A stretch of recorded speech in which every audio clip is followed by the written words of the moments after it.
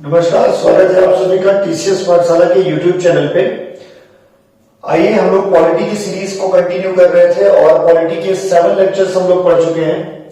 अभी तक हम लोगों ने लास्ट लेक्चर में डिस्कस किया था कि संविधान सभा कैसे बनी, संविधान सभा को बनाने में किस तरीके के प्रावधान रखे गए और कितने सदस्य थे, कौन सदस्य कहां से चुने गए।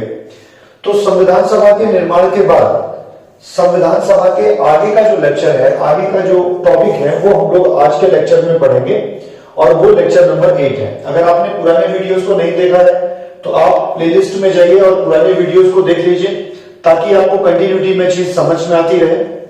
तो आइए आज के लेक्चर को स्टार्ट करते हैं। अब चूंकि संविधान सभा का निर्माण हो चुका था और संविधान सभा का जब निर्माण हुआ था तो संविधान सभा की बैठक स्टार्ट होती है।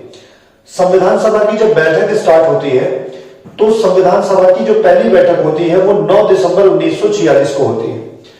9 दिसंबर 1946 को जो संविधान सभा की बैठक होती है, उस बैठक में जो सबसे अधिक आयु के व्यक्ति थे डॉक्टर सच्चिदानंद सिन्हा, उनको हम लोग अपने संविधान सभा का अस्थायी अध्यक्ष, टेम्पररी प्रेसिडेंट बना देते हैं। ये जो नियम है वो फ्रांस के देश का था या है भी अभी की। वहां पर जो पहली बैठक होती है, वहां पर जो सबसे अधिक आयु के व्यक्ति होते हैं उन्हें उस सभा का अध्यक्ष बनाया जाता है। उसी प्रकार, उसी तरीके से हमने भी अपने यहां डॉक्टर सच्चिदानंद सिन्हा को अस्थायी अध्यक्ष बनाया।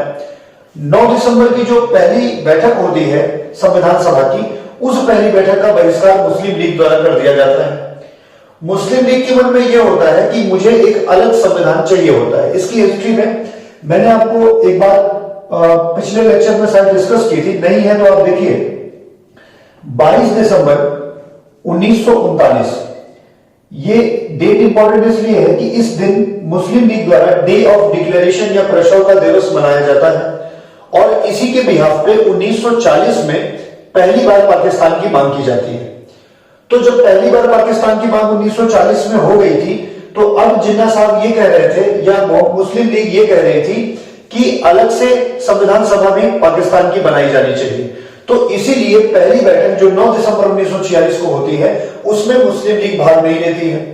लेकिन चूंकि कांग्रेस का बहुमत था और कांग्रेस ने पहली बैठक करवा ली, अस्थायी अध्यक्ष भी नियुक्त कर दिया, तो मुस्लिम लीग को ऐसा लगा कि अगर मान लीजिए हम पार्टिसिपेट नहीं करते हैं तो ऐसा भी हो सकता है कि पूरा का पूरा संविधान निर्माण कंप्लीट हो जाए और जो है हमारी बात को ना सुना जाए। तो द्वितीय बैठक में मुस्लिम लीग वहां पर शामिल हो जाती है। द्वितीय बैठक में हम लोग डॉक्टर राजेंद्र प्रसाद को अस्थायी अध्यक्ष बना देते हैं। एमएन रॉय साहब को कानूनी सलाहकार भी नियुक्त करते हैं। लेकिन मुस्लिम लीग का एकमात्र उद्देश्य यह होता है कि वो संविधान निर्माण में बाधा डाले। संविधान निर्माण में जब बाधा पड़ जाती है, वो लोग संविधान को नहीं बनने देते हैं, तो इसकी इंफॉर्मेशन जो है वो ब्रिटेन तक जाती है कि भारत में संविधान निर्माण नहीं हो पा रहा है, क्योंकि यहां पर कुछ लोग ऐसे हैं जो अलग राष्ट्र की मांग कर रहे हैं, भारत को डिवाइड करने की बात कर रहे हैं। तो वहां से एक व्यक्ति को भारत भेजा जाता है और उस व्यक्ति का नाम है लॉर्ड माउंटबेटन। आज की कहानी यहीं से स्टार्ट हो रही।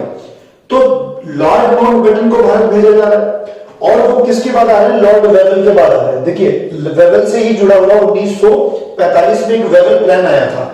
1944 में CR फॉर्मूला भी आया था जो क्या कहते हैं राजगोपालाचारी, सी राजगोपालाचारी द्वारा दिया गया था। उसके बाद लॉर्ड वेवल ने वेवल प्लान दिया था 1945 में। ठीक है, तो ये फैक्ट है, आपको याद रखने चाहिए। 1945 में लॉर्ड वेवल का वेवल प्लान था। ये कोशिश कर रहे थे कि मुस्लिम लीग और जो कांग्रेस है उनके बीच कुछ सहमति बन जाए, बट बन नहीं पाती।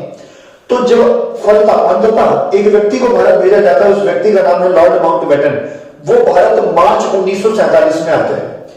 तो मार्च 1947 में लॉर्ड माउंटबेटन भारत भेजे जाते हैं। उनका काम एक ही है, वो ये पता करना है कि जाइए पता करिए कि भारत जो है वो अकेले राष्ट्र में आजाद होगा केवल भारत में, या भारत एक से अधिक राष्ट्रों में आजाद होगा। मतलब जो ब्रिटिश भारत है वो एक राष्ट्र या एक से अधिक राष्ट्र में आजाद होगा।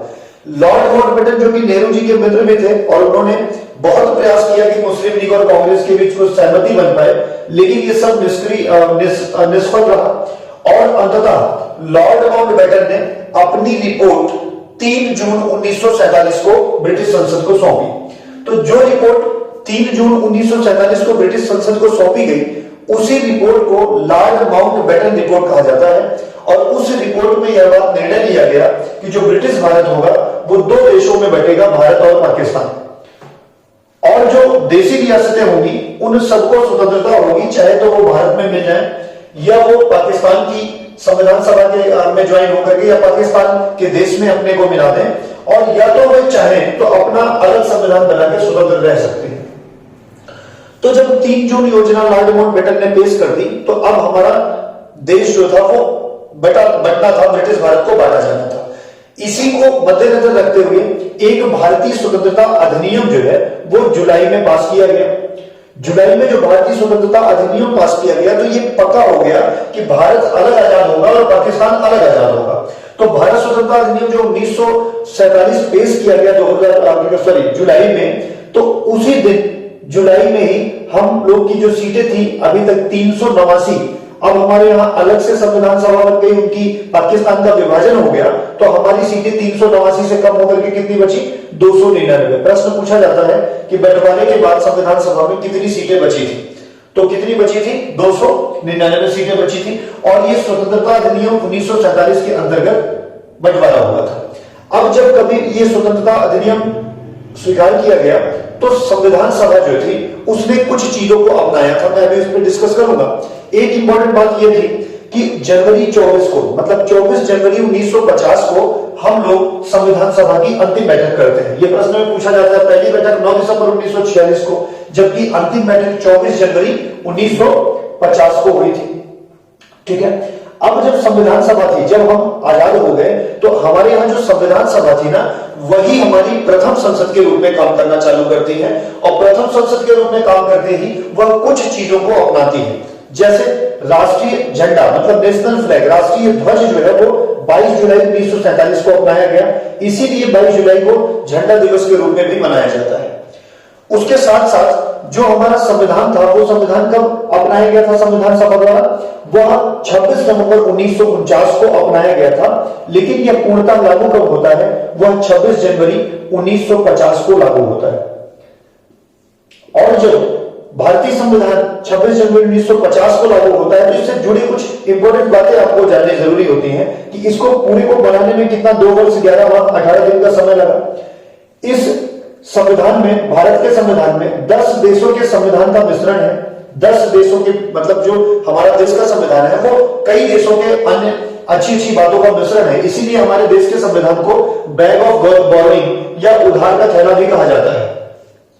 हम लोग के देश में कुल 10 विदेशी देशों के संविधान का मिश्रण है, तो कुल 10 देशों के संविधान को मिलाकर के कुल 11 सत्रों में 11 बैठकें हुई थी संविधान को बनाने में, और 3 बार उसका रिवीजन हुआ था। इसको हिंदी में वाचन बोलते हैं।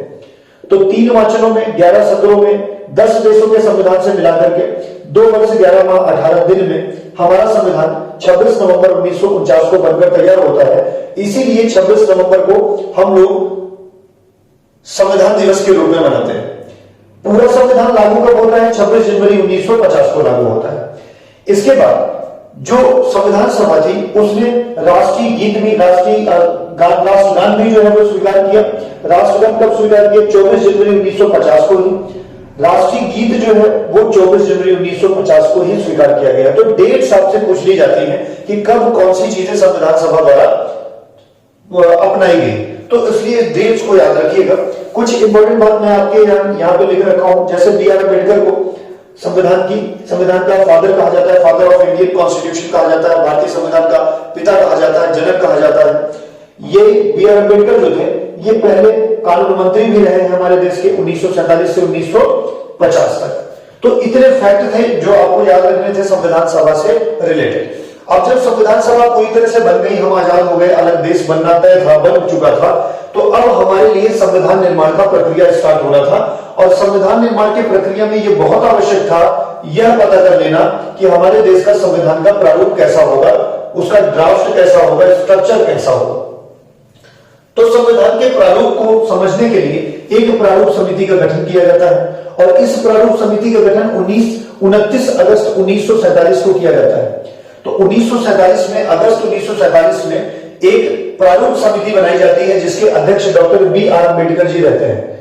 B.R. अम्बेडकर मतलब भीमराव अम्बेडकर जी की अध्यक्षता में एक 7 सदस्यों की समिति बनाई जाती है और उस समिति का नाम है ड्राफ्टिंग कमेटी या प्रारूप समिति। इसका उद्देश्य एक ही है, यह संविधान का प्रारूप प्रस्तुत करेगी और जैसे ही प्रारूप निश्चित हो जाएगा तो संविधान निर्माण की प्रक्रिया प्रारंभ हो जाएगी। इसमें कुल जो 7 सदस्य थे उसमें से Alladi Krishna Ayyar, N Gopal Swami Ayyar, B R Ambedkar, doctor K M Munshi, Mohammad Saadulla, B L Mitra और डीपी खेतान साहब थे। ये 7 लोग थे शुरुआत में जब प्रारूप समिति बनी थी।